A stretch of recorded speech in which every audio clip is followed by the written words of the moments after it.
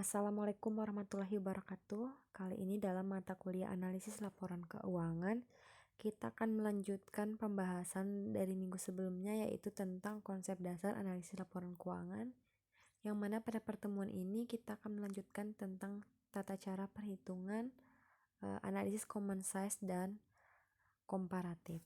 Nah, sebelum kita masuk ke perhitungan, kita harus memahami apa sih analisis komparatif dan apa itu analisis common size. Nah, seperti yang kita ketahui, komparatif atau perbandingan yaitu analisis yang dilakukan dengan cara membuat perbandingan antar elemen dalam laporan keuangan yang sama untuk beberapa periode yang berurutan, yang mana tujuannya itu kita dapat memperoleh gambaran tentang arah atau kecenderungan dari perubahan yang terjadi di setiap elemen dari laporan keuangan tersebut. Nah, sedangkan dari analisis common size, yang mana dia itu disusun dengan menghitung tiap-tiap rekening di laporan laba rugi dan laporan posisi keuangan atau neraca, yang menjadi proporsi dari total penjualan untuk laba rugi dan total aktiva untuk neraca. Hal ini dilakukan untuk memudahkan pembacaan data-data keuangan untuk beberapa periode sehingga dapat mencari tren-tren tertentu. Nah, kita masuk ke dalam laporan keuangan. Nah, di situ ada laporan laba rugi konsolidasi PTX. Nah, di situ kita lihat ada tahun 2017, 2018, dan 2019. Nah, di situ dapat kita lihat laporan laba ruginya, yang mana ada besar penjualan bersih hingga laba bersih dari PTX ini dapat kita lihat di tabel tersebut. Nah, langkah pertama yaitu adalah analisis komparatif. Di sini saya sandingkan bersama dengan analisis common size supaya lebih mudah untuk kita perbandingkan dan untuk lebih mudah kita lihat bagaimana analisis komparatif dan analisis common size dari PTX ini. Nah, di situ analisis komparatif seperti yang kita ketahui, analisis itu adalah perbandingan yang mana dilakukan dari kiri ke kanan, artinya dari tahun 2017 ke 2018 dan 2018 ke 2019. Nah, di situ kita yang langkah pertama yang kita cari adalah kita harus menentukan berapa persen perubahan dari 2017 ke 2018. Nah, begitu juga berapa persen dari perubahan 2018 ke 2019. Nah, tentunya ini terjadi yaitu tidak mungkin terdiri dari satu laporan keuangan atau laporan laba rugi dari suatu perusahaan. Nah, tetapi harus terdiri dari beberapa tahun sehingga kita dapat memperbandingkan antar tahun itu seperti apa. Nah, kita masuk ke dalam analisis komparatif. Rumusnya yaitu tahun 2017 dikurangi dengan tahun sebelumnya yaitu tahun 2016 dibagi tahun sebelumnya atau di sini tahun 2016. Nah, di sini ada kesalahan ya. Harusnya saya langsung koreksi. Di situ adalah tahun 2018 dikurangi 2017 dibagi dengan 2017. Baru dikalikan dengan 100. Nah, maka di situ pada penjualan bersih yaitu 11.397 dikurangi 10.584 dibagi dengan 10.584, maka diperoleh 7,681%. Nah, begitu juga pada tahun 2018 dan 2019-nya diperlakukan hal yang sama. Nah, jadi di sini untuk penjualan laba bersih dapat kita lihat 11.397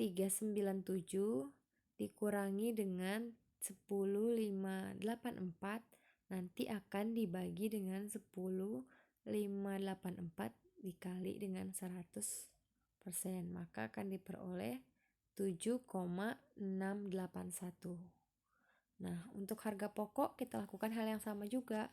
di sini yaitu dengan 5192 dikurangi dengan 4747 dibagi dengan 4747, yaitu dibagi dengan tahun sebelumnya, maka diperoleh 9,374. Hal ini dilakukan sampai dengan bagian terakhir yaitu laba bersih, yang mana di situ kita lihat 1351 dikurangi dengan 1327 dibagi dengan 1327 dikali dengan 100, maka akan diperoleh 1,809. Nah, itu perubahan yang terjadi di 2017 ke 2018. Nah, sedangkan di perubahan 2018 ke 2019 dapat kita lakukan dengan cara yang sama, yaitu dengan melihat perubahannya, yaitu 2019. Saya akan ganti warna pena dulu.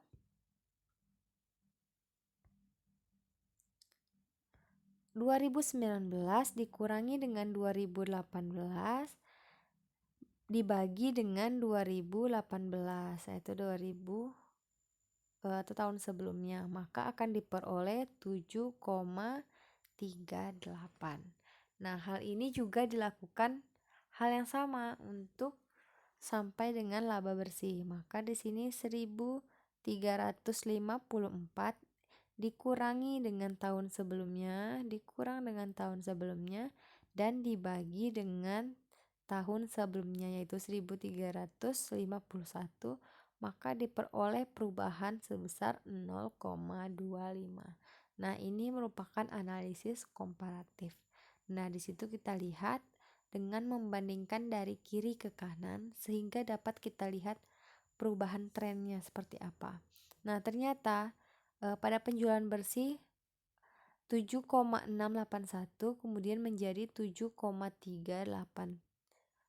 Nah, ini tentunya dapat kita bandingkan, artinya penjualan bersih perubahannya terjadi menjadi lebih nurun, malah dari 2018 ke 2019 trennya menjadi menurun. Walaupun di sini angkanya jauh lebih besar dari tahun sebelumnya, tetapi peningkatannya tidak jauh lebih besar dari tahun sebelumnya. Nah, kita masuk ke dalam analisis common size. Nah, analisis common size yaitu dengan jika tadi komparatif membandingkan dari kiri ke kanan, maka analisis common size ini dengan membandingkan atas ke bawah atau bawah ke atas. Nah, di sini dapat kita lihat bahwa seperti yang kita lihat tadi penjelasannya, maka menjadi proporsi dari total penjualan untuk laba rugi. Nah, sedangkan kalau dari neraca, maka dia akan dari total aktiva. Nah, kita masuk ke dalam rumusnya. Di sini dalam perhitungan common size dihitung dengan 10.584 dibagi dengan 10.584, maka diperoleh 100%. Nah, disitu laba bersih dibagi dengan laba bersih. Ini bukan laba bersih harusnya, ini penjualan bersih. Penjualan bersih. Nah, di situ sedangkan untuk HPP dihitung dengan berapa besarnya HPP? 4747 dibagi dengan penjualan bersih sebesar 10.584, maka diperoleh dengan 44,9%. Nah, perhitungan lainnya juga dilakukan dengan cara yang sama. Nah, dapat kita lihat di sini adalah pada tahun 2017. Nah, pada tahun 2017 di situ ada 10.584 dibagi dengan 10.584 dikali 100, maka diperoleh 100%. Nah, untuk harga pokok diperoleh dari 474 dibagi dengan 10.584 dikali dengan 100, maka diperoleh 44,9. Nah, kita contohkan lagi satu untuk laba kotor pada tahun 2017. Nah, di situ dapat kita lihat 5837 dibagi dengan 10.584, maka akan diperoleh 55,1%. Nah, hal ini juga terjadi di 2018 dan 2015 dan 2018 dengan cara yang sama. Saya contohkan satu untuk 2019. Misalnya dengan laba bersih atau laba operasional. Nah, di sini dengan cara membandingkan 2161 dibagi dengan 12.238 dikali 100, maka diperoleh 17,7%. Nah, ini untuk analisis common size. Sampai di sini mungkin ada yang ingin ditanyakan, dapat ditanyakan di grup. Nah, di sini maka selanjutnya kita masuk ke dalam analisis rasio. Analisis rasio ini ada rasio likuiditas, aktivitas, solvabilitas, dan profitabilitas. Nah, kalau rasio likuiditas untuk mengukur kemampuan perusahaan dalam memenuhi jangka pendeknya. Nah, sedangkan kalau rasio aktivitas, dia untuk mengukur seberapa jauh efektivitas penggunaan aset dengan aktivitas asetnya. Nah, sedangkan rasio solvabilitas untuk mengukur sejauh kemampuan perusahaan dalam jangka panjangnya. Nah, sedangkan kalau rasio profitabilitas, dia bagaimana kemampuan perusahaan ini dalam menghasilkan laba menggunakan asetnya. Nah, maka kita masuk ke dalam tugas pada pertemuan ini. Nah, pada pertemuan ini saya harapkan kalian untuk mendownload laporan keuangan yang mana dipastikan dari setiap mahasiswa harus berbeda. Nah, jadi mahasiswa A, B, C sampai dengan 35 mahasiswa atau 39 mahasiswa ini harus berbeda-beda, dipastikan berbeda satu sama lain. Maka yang harus kalian kerjakan yaitu mengerjakan analisis komparatif dan analisis common size, yang mana akan dikumpulkan pada pertemuan selanjutnya di Google Form sebelum kelas selanjutnya dimulai.